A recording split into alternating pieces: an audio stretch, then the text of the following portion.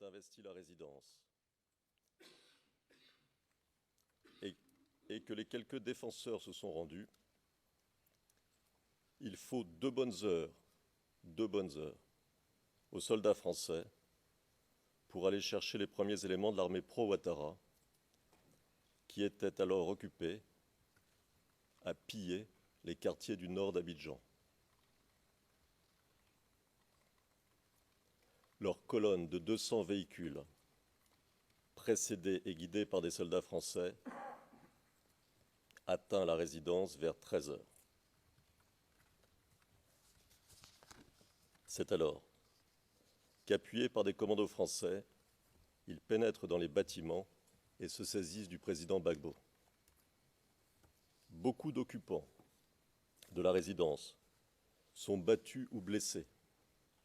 Certains sont assassinés par les mercenaires et soldats pro-Ouattara. D'autres sauvés in extremis par des soldats français. Monsieur le Président, Madame, Monsieur, pas un mot sur ces faits essentiels et tragiques dans le mémoire préliminaire du procureur. Pas un mot dans son discours d'ouverture sur l'implication militaire française.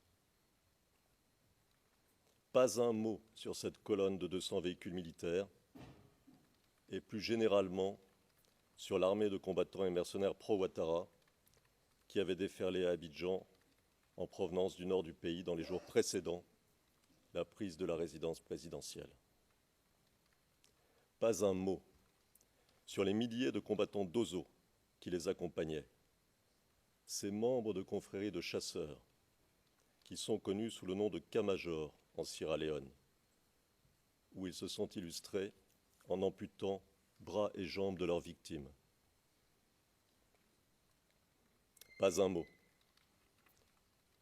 sur les centaines de combattants et mercenaires pro-Ouattara, 500 ou 600 d'après les responsables rebelles eux-mêmes, cantonnés depuis septembre 2010 dans le complexe de l'hôtel du Golfe en plein cœur d'Abidjan. Ils constituaient pourtant la force armée la plus importante présente à Abidjan pendant la crise, si l'on met de côté l'armée française. Pas un mot sur les centaines de combattants et mercenaires pro-Ouattara infiltrés à Abidjan, en particulier à Abobo, dès avant les élections présidentielles d'octobre et novembre 2010, dont la mission était de se saisir, en liaison avec les combattants de l'hôtel du Golfe, de la ville. Pas un mot des incidents violents auxquels furent mêlés ces milliers de combattants de novembre 2010 à avril 2011. Comment alors comprendre le déroulé des événements sur lesquels le procureur vous demande de vous prononcer s'il en a fait disparaître les principaux protagonistes? Comment comprendre la bataille d'Abidjan si l'on tait le rôle essentiel qui ont joué les forces armées et les mercenaires pro-Ouattara et l'armée française? Comment pourriez-vous vous prononcer sur la responsabilité des protagonistes si aucun élément d'information ne vous est donné? C'est un peu comme si l'on vous demandait de juger des événements marquants de la guerre de Corée en faisant disparaître du récit les armées chinoises et américaines. Et surtout, pourquoi ces silences? D'abord, vous constaterez que réintroduire les vrais protagonistes dans le récit de la bataille d'Abidjan en change le sens et conduit à une lecture très différente des 4 incidents sur lesquels le procureur fonde ses accusations. Par exemple, Si l'on prend la manifestation du 16 décembre 2010, l'on s'aperçoit que les films tournés à l'époque, les photos, tous les éléments objectifs dont nous disposons prouvent que, contrairement au dire du procureur, il ne s'agissait pas d'une marche pacifique, mais bien d'une attaque planifiée par les chefs de guerre pro-Ouattara et par Alassane Ouattara lui-même, afin de se saisir du pouvoir par la force. Les combattants et mercenaires pro-Ouattara ont attaqué les forces de l'ordre de plusieurs côtés à la fois. De l'hôtel du Golfe, en ce qui concerne les soldats rebelles en tenue, mais aussi de points de rassemblement situés dans différents quartiers d'Abidjan, pour les mercenaires en civil, se cachant derrière des manifestants instrumentalisés, transformés en boucliers humains. Les combats, documentés, ont été violents. Et ce sont les forces de l'ordre, sur la défensive, qui en ont payé le prix le plus lourd. Plus généralement, examiner le rôle des vrais protagonistes de la bataille d'Abidjan condamne la logique à laquelle obéit le narratif du procureur. Selon le procureur, les unités de l'armée nationale ivoirienne et de la police se seraient livrées au lendemain des élections à des opérations violentes contre des civils dans le but de terroriser la population et de permettre ainsi le maintien au pouvoir du président Gbagbo. Ces opérations auraient été rendues possibles du fait, d'après le procureur, d'une prétendue solidarité ethnique liant certains responsables militaires et politiques ivoiriens.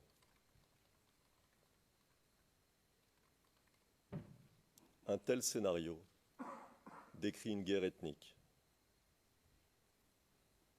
Rien de plus faux, rien de plus éloigné de la réalité ivoirienne.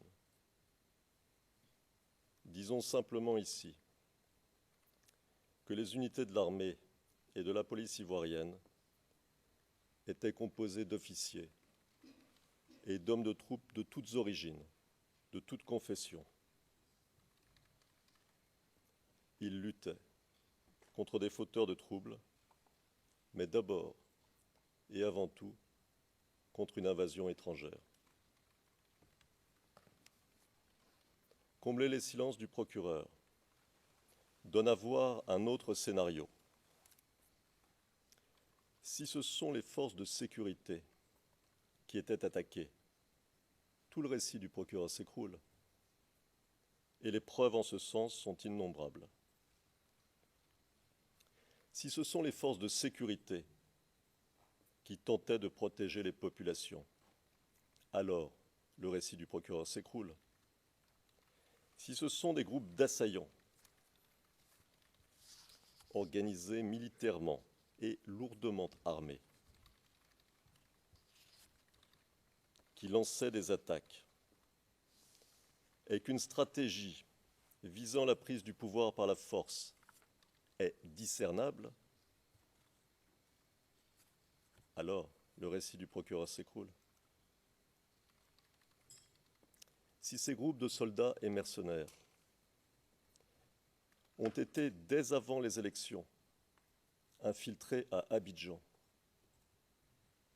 pour certains, transférés à l'hôtel du Golfe, pour d'autres, organisés dans le nord du pays, en vue de l'assaut final, pour les derniers, alors la préméditation est avérée. Alassane Ouattara et ses soutiens voulaient se saisir du pouvoir par la force la bataille d'Abidjan est la mise en application de cette stratégie.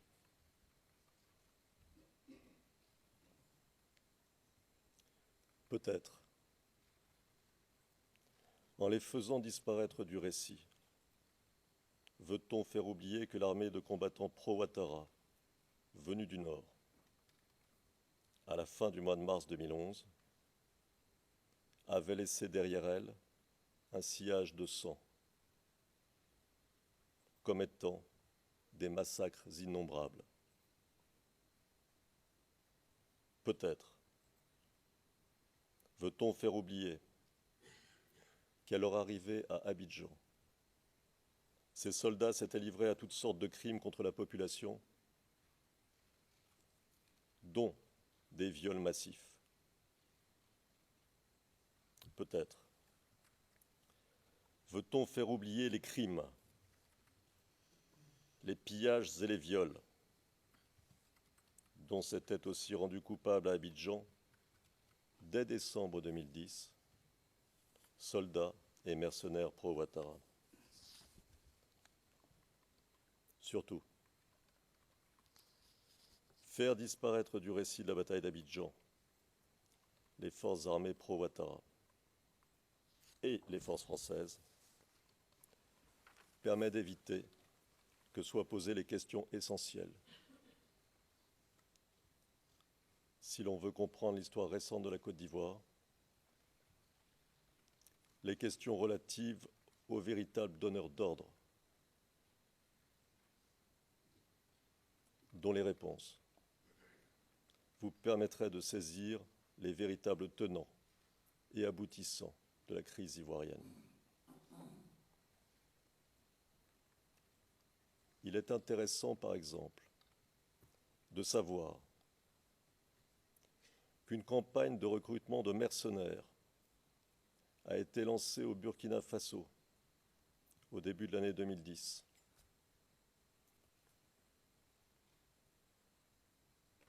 Que les recrues ont été entraînés au camp de Pau par des conseillers militaires étrangers. Que ces recrues ont été transférées dans le nord de la Côte d'Ivoire, où elles ont été militairement organisées et armées, malgré l'embargo édicté par les Nations Unies. Que parallèlement, soldes et butins ont été promis à des chefs d'OSO en échange de leur soutien à l'offensive militaire que les pro-Ouattara préparaient.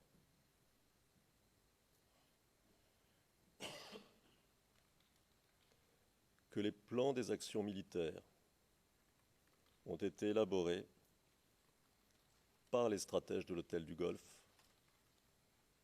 en liaison avec les responsables militaires français, pendant toute la durée de la crise.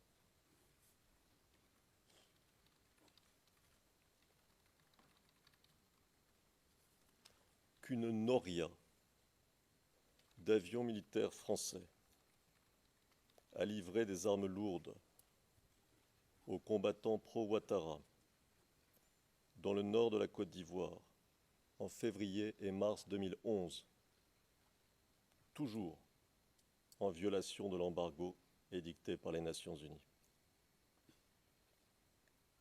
Que ce sont les forces spéciales françaises qui ont préparé et organisé l'offensive de mars 2011, nettoyant le terrain devant les forces pro-Ouattara. N'est-il pas hautement révélateur que le procureur ne compte appeler aucun témoin français, alors que seuls les responsables français de l'époque, militaires ou civils, disposent des informations nécessaires pour éclairer la Cour sur les véritables enjeux de la crise post-électorale sur la stratégie suivie par les forces pro-Ouattara afin de délégitimer le président Gbagbo et de se saisir du pouvoir par la force, et plus généralement sur les réels mobiles des différents protagonistes. Comment espérer faire comprendre à votre cour la crise post-électorale et les événements tragiques de l'époque si l'on n'appelle pas à témoigner les acteurs principaux?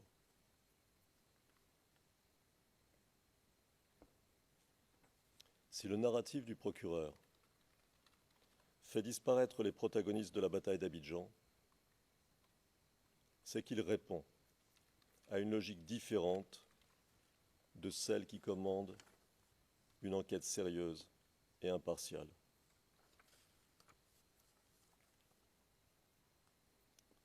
Il n'est que la reprise, pure et simple, sous des habits juridiques, d'un narratif de nature politique.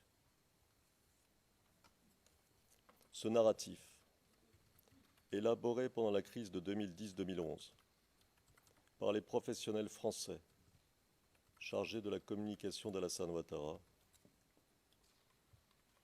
visait à justifier, aux yeux de la communauté internationale, le recours à la force contre le président Gbagbo, alors que le résultat des élections était contesté. Les communicants d'Alassane Ouattara avaient construit deux figures opposées. D'un côté le bon et de l'autre le méchant. D'un côté le démocrate et de l'autre le despote.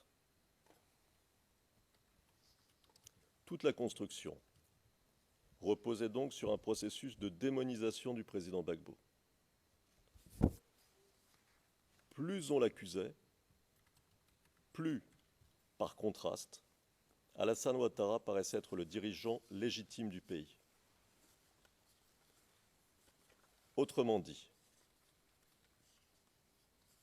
ce narratif répondait à une exigence de légitimation du nouveau pouvoir.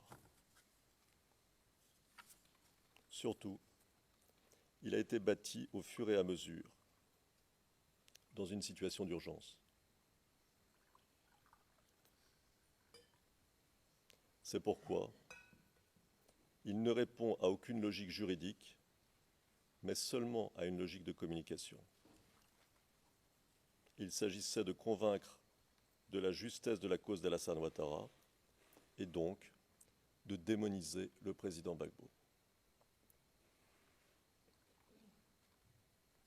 À la suite des communicants d'Alassane Ouattara, le procureur a choisi, pour structurer son document contenant les charges, puis son mémoire préliminaire, les quatre mêmes événements qu'ils avaient choisis pour développer leur stratégie.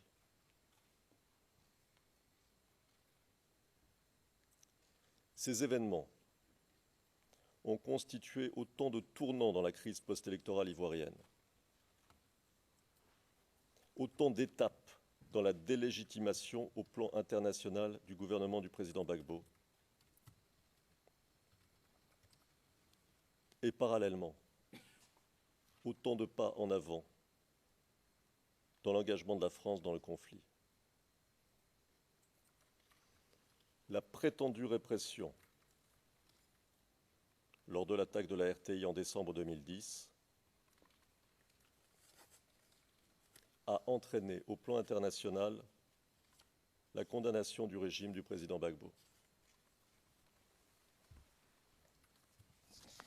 Les allégations concernant la manifestation des femmes au début du mois de mars 2011 ont entraîné l'immédiate suspension des négociations de paix en cours. La France ne voulait pas d'une paix négociée. Le bombardement allégué du marché d'Abobo le 17 mars 2011, a conduit à l'adoption, quelques jours après, de la résolution 1975 du Conseil de sécurité et au déclenchement immédiat de l'offensive terrestre préparée en sous-main depuis longtemps par les forces françaises. Et que dire des accusations concernant des combats à Yopougon après la chute du président Gbagbo? Elles permettent d'occulter les rafles, les violations systématiques des droits de l'homme et les viols si nombreux commis après leur victoire par les forces pro-Ouattara. Ces 4 événements, Monsieur le Président, Madame, Monsieur, donnent donc à lire un récit, à croire en une histoire qui légitime ceux qui sont au pouvoir aujourd'hui. Ils peignent à grands traits un camp du mal et un camp du bien.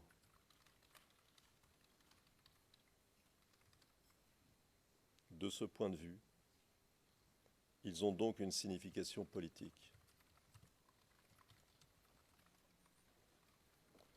Plutôt que de vérifier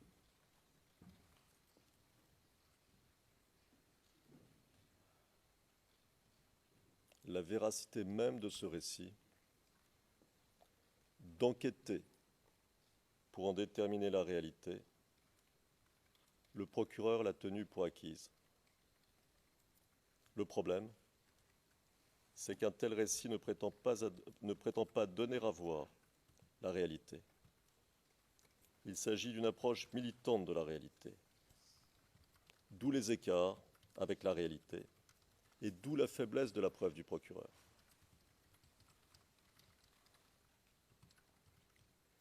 Les failles de ce scénario bancal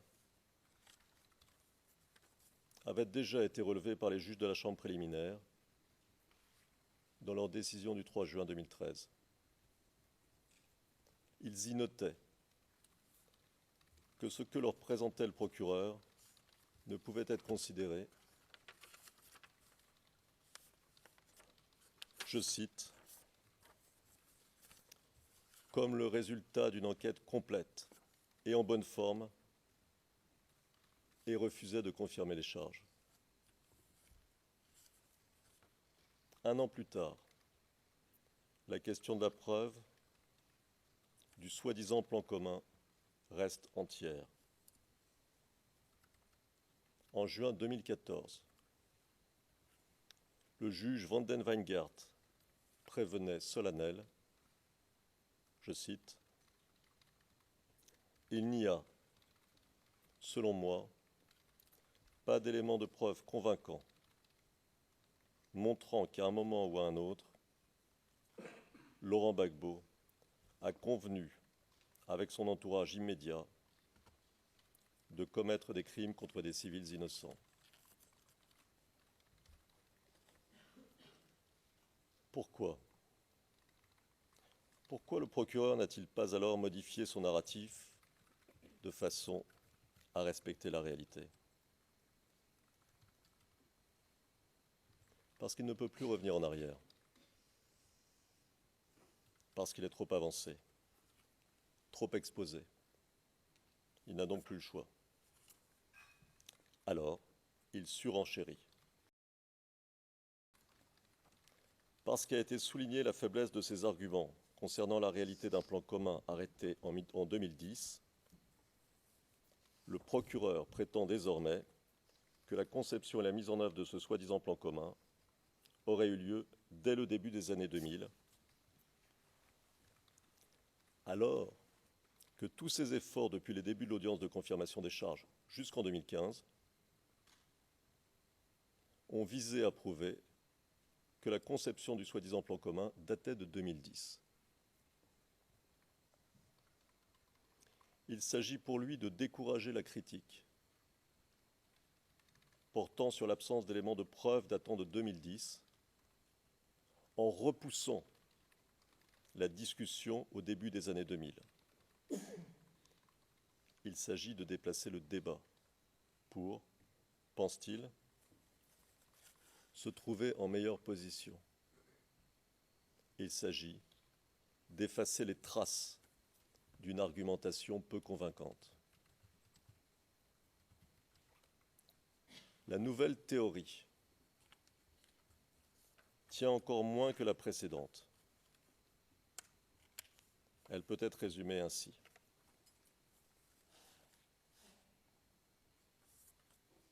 Le président Gbagbo et ses proches, dont vous noterez que le procureur ne donne jamais une liste précise, auraient constitué un groupe partageant les mêmes objectifs et, agissant de concert, auraient confisqué le pouvoir dès le début des années 2000. Pour le garder, ils auraient mis en œuvre une politique d'intimidation de l'opposition. Lorsqu'il déroule cet argumentaire, le procureur empile contre-vérité sur contre-vérité. Qu'il nous suffise de rappeler ici que, dès son élection, le président Gbagbo n'a eu de cesse de réunir autour de lui les Ivoiriens et leurs représentants pour que les décisions cruciales quant à l'avenir du pays soient prises d'un commun accord. L'union était pour lui la condition d'un avenir commun, la condition de la construction d'un véritable État démocratique, la condition du renforcement des institutions. De son élection à sa chute, pas un gouvernement qui n'ait compté des ministres de l'opposition politique, et même des ministres issus de la rébellion armée à partir de mars 2003. Par exemple, l'une des figures les plus importantes de la rébellion, Guillaume Soro, a été nommé Premier ministre en 2007.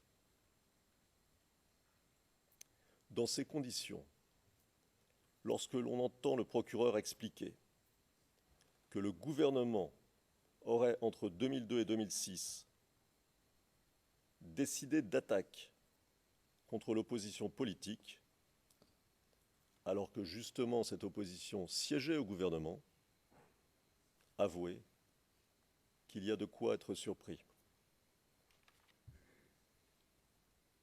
Mais des contradictions de son discours, le procureur n'accure. Les faits prouvent que le président Gbagbo aura tout fait pour parvenir à partir de 2002 à la réunification du pays, à la réinstauration de l'état de droit dans le nord du pays et à la réconciliation nationale. Mais de la politique d'ouverture du président Gbagbo, le procureur ne souffle mot. Les maîtres du nord du pays s'engageaient à désarmer de manière à ce que puissent se tenir des élections dans tout le pays. Mais bien qu'ils aient renouvelé cet engagement à de multiples reprises, devant la communauté internationale, ils n'ont jamais désarmé. Pourquoi l'auraient-ils fait d'ailleurs? Les armes, leurs armes, étaient la clé de leur pouvoir et le moyen qu'ils avaient trouvé pour s'enrichir aux dépens des populations. De la violation de leurs engagements par les rebelles, le procureur ne souffle mot. Alors, la préméditation est avérée. Alassane Ouattara et ses soutiens voulaient se saisir du pouvoir par la force, et la bataille d'Abidjan est la mise en application de cette stratégie.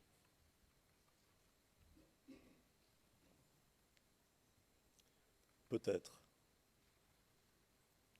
en les faisant disparaître du récit, veut-on faire oublier que l'armée de combattants pro-Ouattara, venue du Nord, à la fin du mois de mars 2011, avait laissé derrière elle un sillage de sang, commettant des massacres innombrables. Peut-être Veut-on faire oublier qu'à leur arrivée à Abidjan, ces soldats s'étaient livrés à toutes sortes de crimes contre la population, dont des viols massifs? Peut-être. Veut-on faire oublier les crimes, les pillages et les viols dont s'étaient aussi rendus coupables à Abidjan, dès décembre 2010, soldats et mercenaires pro-Ouattara? Surtout, faire disparaître du récit de la bataille d'Abidjan les forces armées pro-Ouattara et les forces françaises permet d'éviter que soient posées les questions essentielles. Si l'on veut comprendre l'histoire récente de la Côte d'Ivoire, les questions relatives aux véritables donneurs d'ordre, dont les réponses vous permettraient de saisir les véritables tenants et aboutissants de la crise ivoirienne. Il est intéressant, par exemple, de savoir qu'une campagne de recrutement de mercenaires a été lancée au Burkina Faso au début de l'année 2010.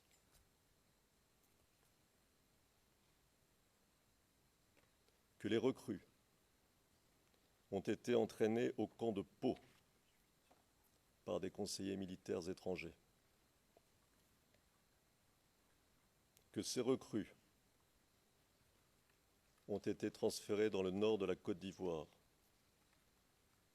où elles ont été militairement organisées et armées, malgré l'embargo édicté par les Nations Unies. Que parallèlement, soldes et butins ont été promis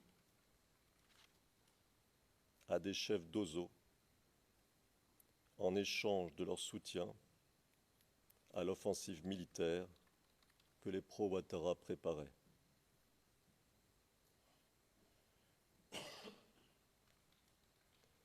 Que les plans des actions militaires ont été élaborés par les stratèges de l'hôtel du Golfe, en liaison avec les responsables militaires français, pendant toute la durée de la crise.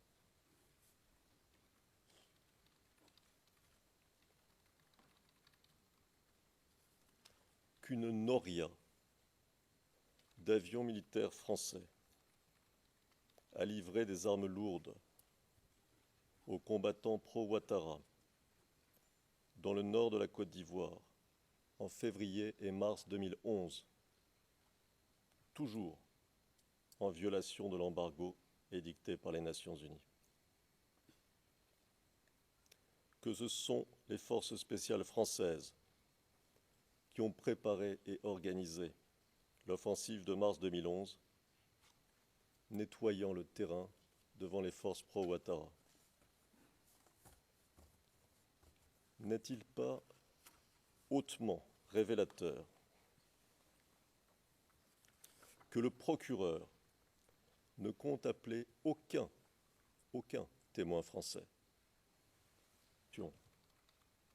concernant la manifestation des femmes au début du mois de mars 2011 ont entraîné l'immédiate suspension des négociations de paix en cours.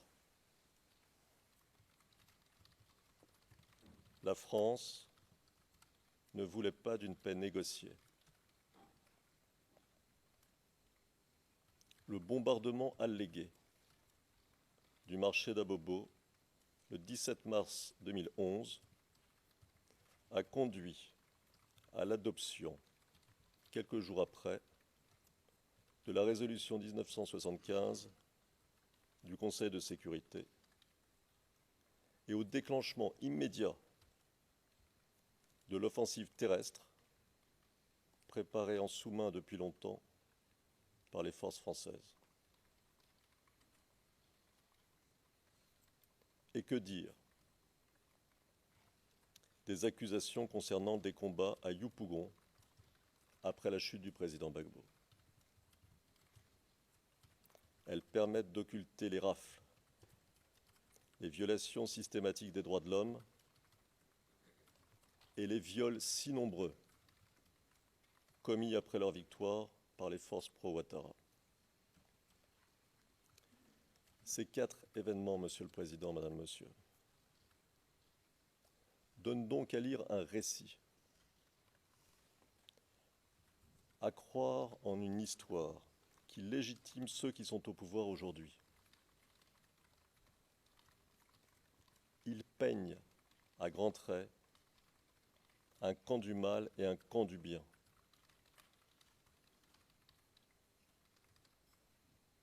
De ce point de vue, ils ont donc une signification politique.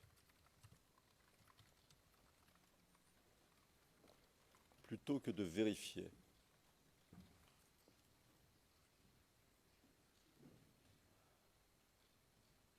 la véracité même de ce récit, d'enquêter pour en déterminer la réalité, le procureur l'a tenue pour acquise. Le problème, c'est qu'un tel récit ne prétend pas donner à voir la réalité. Il s'agit d'une approche militante de la réalité, d'où les écarts avec la réalité et d'où la faiblesse de la preuve du procureur.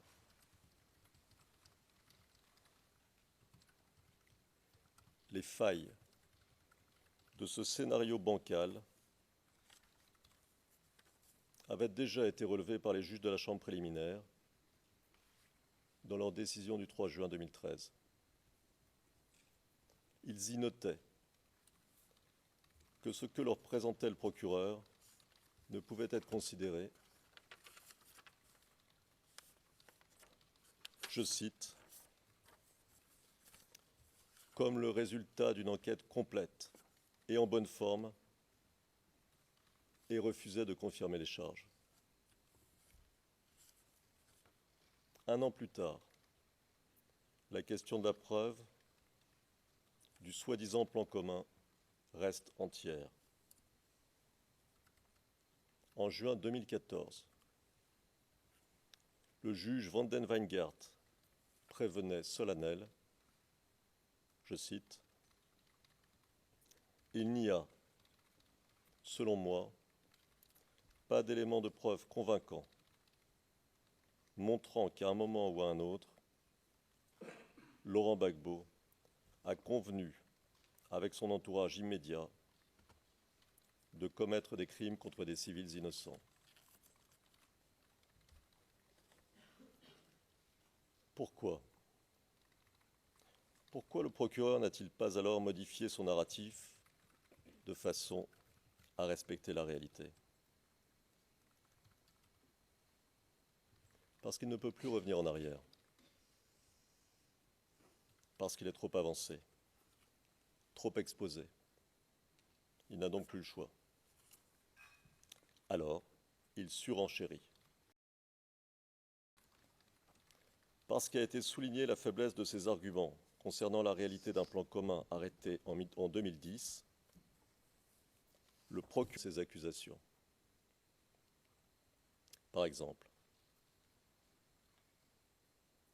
si l'on prend la manifestation du 16 décembre 2010, l'on s'aperçoit que les films tournés à l'époque, les photos, tous les éléments objectifs dont nous disposons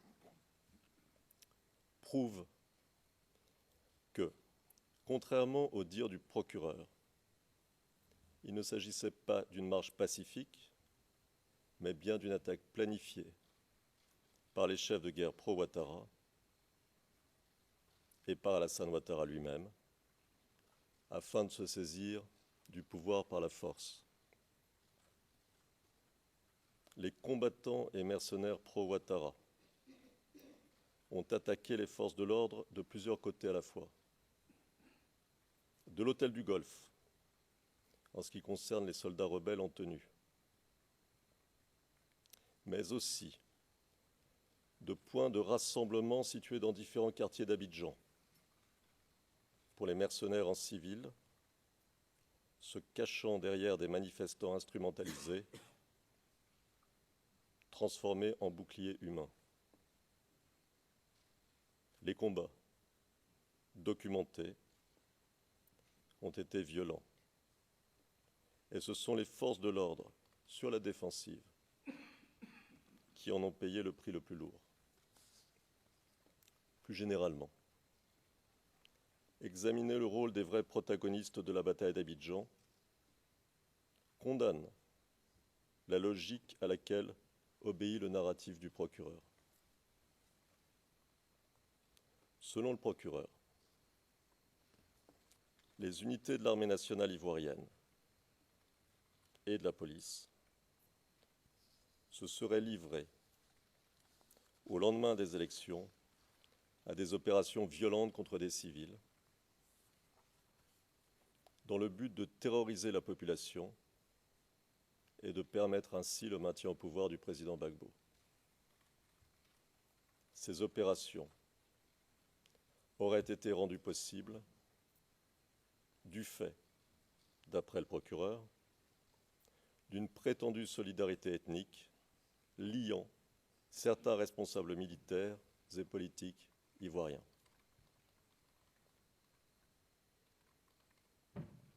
Un tel scénario décrit une guerre ethnique. Rien de plus faux, rien de plus éloigné de la réalité ivoirienne. Disons simplement ici que les unités de l'armée et de la police ivoirienne étaient composées d'officiers et d'hommes de troupes de toutes origines, de toutes confessions. Ils luttaient contre des fauteurs de troubles, mais d'abord et avant tout contre une invasion étrangère. Combler les silences du procureur donne à voir un autre scénario. Si ce sont les forces de sécurité qui étaient attaquées, tout le récit du procureur s'écroule, et les preuves en ce sens sont innombrables. Si ce sont les forces de sécurité qui tentaient de protéger les populations, alors le récit du procureur s'écroule. Si ce sont des groupes d'assaillants organisés militairement et lourdement armés qui lançaient des attaques et qu'une stratégie visant la prise du pouvoir par la force est discernable, alors le récit du procureur s'écroule. Si ces groupes de soldats et mercenaires ont été, dès avant les élections, infiltrés à Abidjan, pour certains, transférés à l'hôtel du Golfe, pour d'autres, organisés dans le nord du pays en vue de l'assaut final, pour les derniers, ont investi la résidence et que les quelques défenseurs se sont rendus, il faut 2 bonnes heures aux soldats français pour aller chercher les premiers éléments de l'armée pro-Ouattara qui était alors occupée à piller les quartiers du nord d'Abidjan. Leur colonne de 200 véhicules, précédée et guidée par des soldats français, atteint la résidence vers 13 heures. C'est alors qu'appuyés par des commandos français, ils pénètrent dans les bâtiments et se saisissent du président Gbagbo. Beaucoup d'occupants de la résidence sont battus ou blessés. Certains sont assassinés par les mercenaires et soldats pro-Ouattara. D'autres sauvés in extremis par des soldats français. Monsieur le Président, Madame, Monsieur, pas un mot sur ces faits essentiels et tragiques dans les mémoires préliminaires du procureur. Pas un mot dans son discours d'ouverture sur l'implication militaire française. Pas un mot sur cette colonne de 200 véhicules militaires et plus généralement sur l'armée de combattants et mercenaires pro-Ouattara qui avait déferlé à Abidjan en provenance du nord du pays dans les jours précédant la prise de la résidence présidentielle. Pas un mot sur les milliers de combattants d'Ozo qui les accompagnaient, ces membres de confréries de chasseurs qui sont connus sous le nom de Camajor en Sierra Leone, où ils se sont illustrés en amputant bras et jambes de leurs victimes. Pas un mot sur les centaines de combattants et mercenaires pro-Ouattara, 500 ou 600 d'après les responsables rebelles eux-mêmes, cantonnés depuis septembre 2010 dans le complexe de l'hôtel du Golfe en plein cœur d'Abidjan. Ils constituaient pourtant la force armée la plus importante présente à Abidjan pendant la crise, si l'on met de côté l'armée française. Pas un mot sur les centaines de combattants et mercenaires pro-Ouattara infiltrés à Abidjan, en particulier à Abobo, dès avant les élections présidentielles d'octobre et novembre 2010, dont la mission était de se saisir, en liaison avec les combattants de l'hôtel du Golfe, de la ville. Pas un mot des incidents violents auxquels furent mêlés ces milliers de combattants de novembre 2010 à avril 2011. Comment alors comprendre le déroulé des événements sur lesquels le procureur vous demande de vous prononcer s'il en a fait disparaître les principaux protagonistes? Comment comprendre la bataille d'Abidjan si l'on tait le rôle essentiel qui ont joué les forces armées et les mercenaires pro-Ouattara et l'armée française? Comment pourriez-vous vous prononcer sur la responsabilité des protagonistes si aucun élément d'information ne vous est donné? C'est un peu comme si l'on vous demandait de juger des événements marquants de la guerre de Corée en faisant disparaître du récit les armées chinoises et américaines. Et surtout, pourquoi ces silences? D'abord, vous constaterez que réintroduire les vrais protagonistes dans le récit de la bataille d'Abidjan en change le sens et conduit à une lecture très différente des 4 incidents sur lesquels le procureur fonde, alors que seuls les responsables français de l'époque, militaires ou civils, disposent des informations nécessaires pour éclairer la Cour sur les véritables enjeux de la crise post-électorale, sur la stratégie suivie par les forces pro-Ouattara afin de délégitimer le président Gbagbo et de se saisir du pouvoir par la force, et plus généralement sur les réels mobiles des différents protagonistes. Comment espérer faire comprendre à votre cour la crise post-électorale et les événements tragiques de l'époque si l'on n'appelle pas à témoigner les acteurs principaux?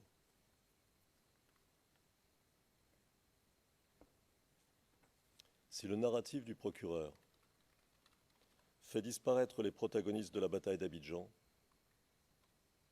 c'est qu'il répond à une logique différente de celle qui commande une enquête sérieuse et impartiale.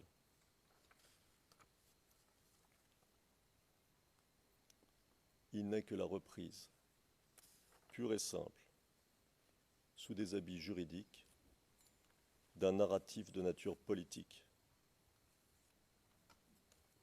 Ce narratif, élaboré pendant la crise de 2010-2011 par les professionnels français chargés de la communication d'Alassane Ouattara, visait à justifier, aux yeux de la communauté internationale, le recours à la force contre le président Gbagbo, alors que le résultat des élections était contesté. Les communicants d'Alassane Ouattara avaient construit deux figures opposées. D'un côté le bon et de l'autre le méchant. D'un côté le démocrate et de l'autre le despote. Toute la construction reposait donc sur un processus de démonisation du président Gbagbo. Plus on l'accusait, plus, par contraste, Alassane Ouattara paraissait être le dirigeant légitime du pays. Autrement dit, ce narratif répondait à une exigence de légitimation du nouveau pouvoir. Surtout, il a été bâti au fur et à mesure, dans une situation d'urgence. C'est pourquoi il ne répond à aucune logique juridique, mais seulement à une logique de communication.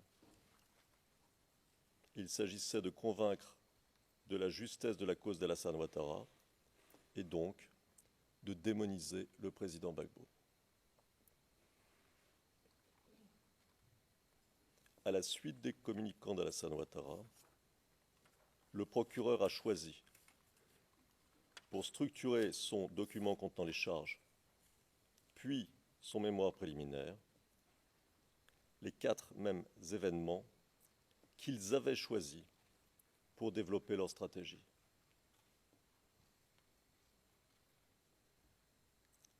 Ces événements ont constitué autant de tournants dans la crise post-électorale ivoirienne,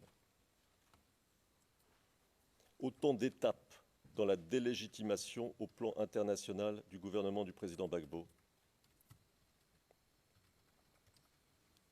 et parallèlement, autant de pas en avant dans l'engagement de la France dans le conflit. La prétendue répression lors de l'attaque de la RTI en décembre 2010 a entraîné au plan international la condamnation du régime du président Gbagbo. Les allégations